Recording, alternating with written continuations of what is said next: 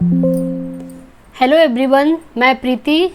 आज हम लोग इस क्लास में 2021 के यूपीटीजीटी मैथ में पूछे गए सभी क्वेश्चन को डिस्कस करेंगे।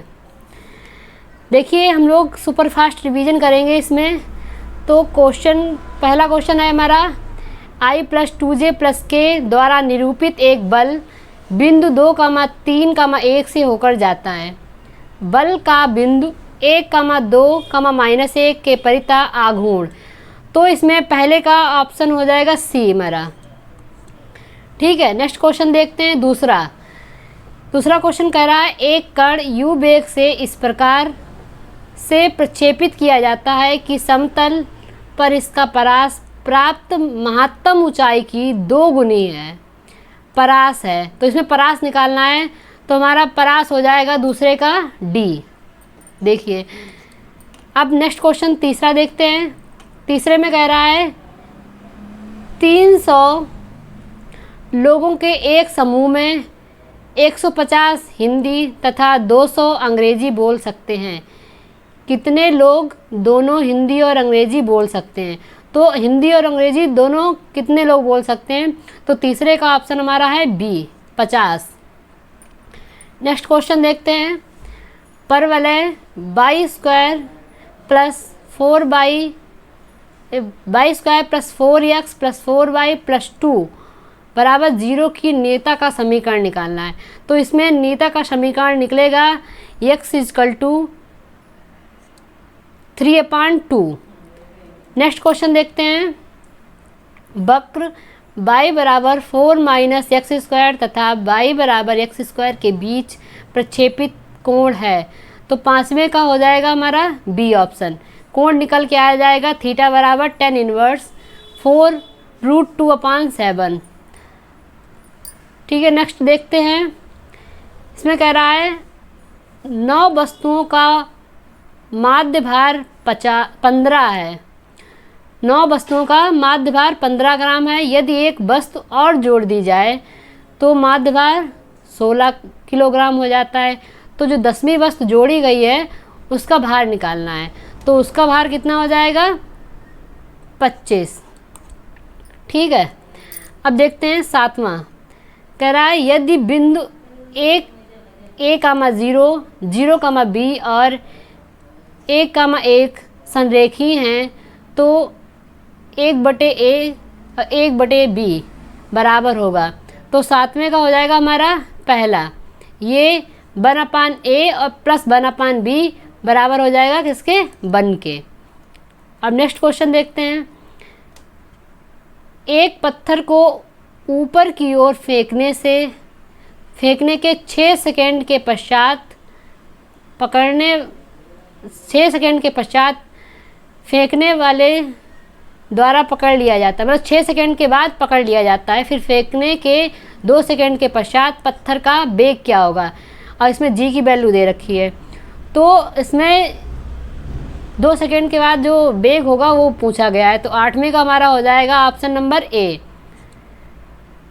9.8 मीटर/सेकंड। नेक्स्ट क्वेश्चन है, 8 क्रम वाले चक्रीय समूह जी के जनकों की संख्या होगी। तो इसमें जनकों की संख्या कितनी होगी? डी ऑप्शन सही है, 4 होंगे। टोटल जनक कितने हो जाएंगे इसमें? 4। फिर नेक्स्ट क्वेश्चन है, अर्धवृत्ताकार ए त्रिज्या वाले समपटल के गुरुत्व केंद्र से दूरी, जो गुरुत्व केंद्र है उसके केंद्र से दूरी निकालनी है। तो ये क्वेश्चन तो वैसे भी सॉल्व करने से बहुत टफ पड़ता है, तो इसको ऐसे डायरेक्ट याद कर लेते हैं। हो जाएगा हमारा 4a/3π। तो 10 का हो जाएगा डी। अब नेक्स्ट क्वेश्चन देखते हैं। एक दिए गए बल क्षेत्र F 4i - 3j + 2k से एक वस्तु एक रेखा के बिंदु 3, 2, 1 से बिंदु 2, -1, 4 पर विस्थापित होती है। तो किया गया कार्य, इसमें किया गया कार्य पूछा गया है। तो हमारा कार्य आ जाएगा 15 इकाई। ठीक है, नेक्स्ट क्वेश्चन देखते हैं। यदि ओमेगा इकाई एक काल्पनिक घनमूल हो तो ये सारणी दे रखा है 1 ओमेगा की पावर 6, ओमेगा की पावर 8, ओमेगा की पावर 6, ओमेगा की पावर 3, ओमेगा की पावर 7 और ओमेगा की पावर 8, फिर 7, फिर 1। इसका मान पूछा गया है, तो इसका मान कितना हो जाएगा? 3 हो जाएगा। तो 12 का B option.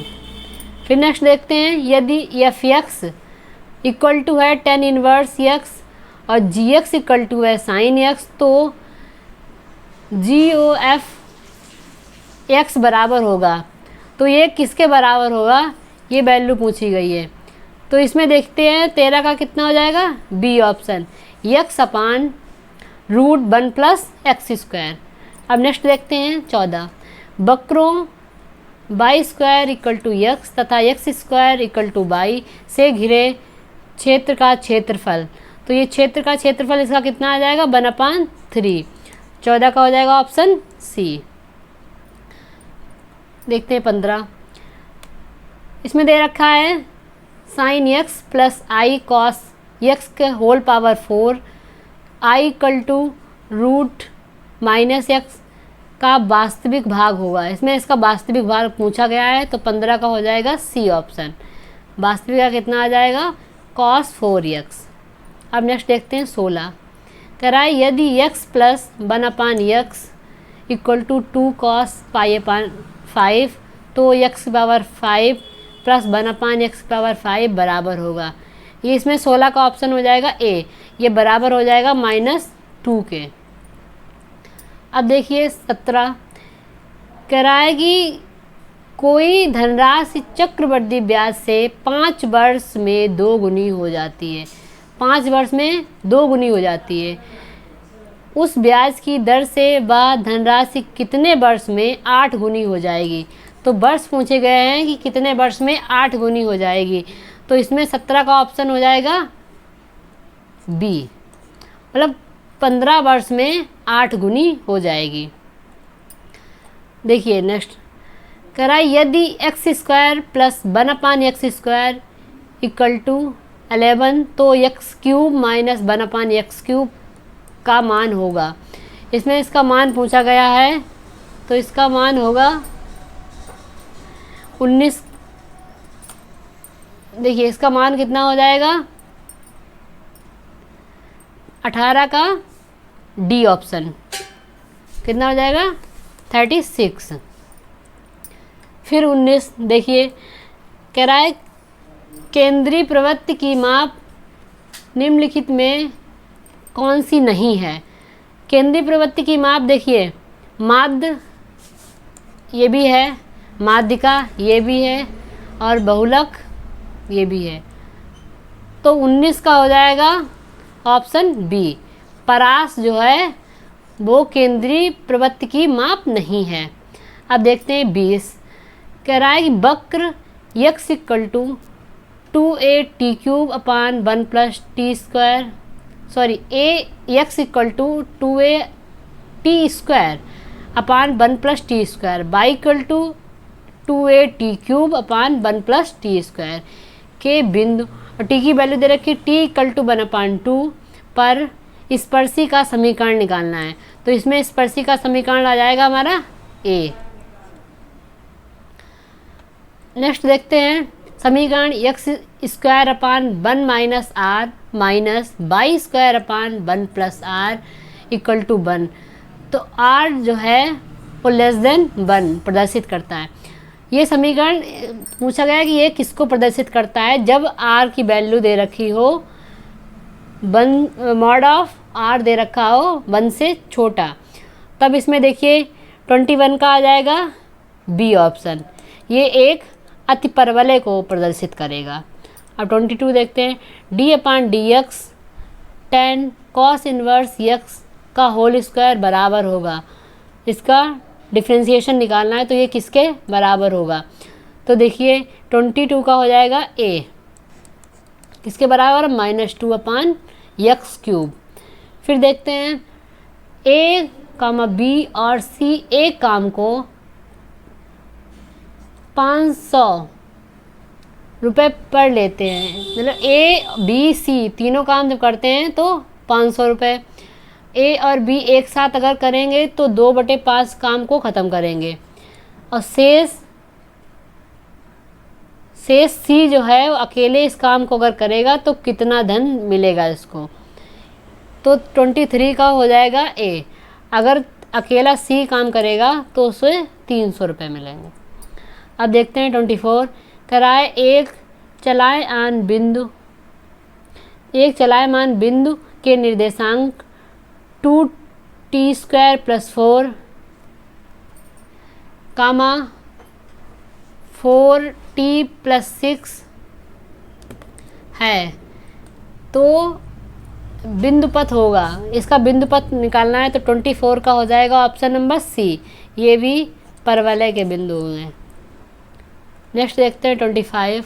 Limit x tends to a की पावर x माइनस x की पावर a अपॉन x की पावर x माइनस a की पावर a इक्वल टू -1। तो इसमें a इक्वल टू कितना आएगा, तो 25 का आ जाएगा a इक्वल टू 1। 25 को कितना हो जाएगा 1। अब देखिए 26। Limit y tends to a sine y minus a upon 2 into 10 pi by upon 2a बराबर होगा। तो 26 ये किसके बराबर हो जाएगा, 26 का हो जाएगा d minus a upon pi. 27। 3 बल p, 2p और 3p एक समबाहु त्रिभुज ABC की भुजाएं हैं। तो भुजा इसमें AB, BC और CA के अनुदिश लगने वाला परिणामी बल निकालना है। तो इसका परिणामी बल कितना आ जाएगा 27 का A p√3। अब 28 देखते हैं। यदि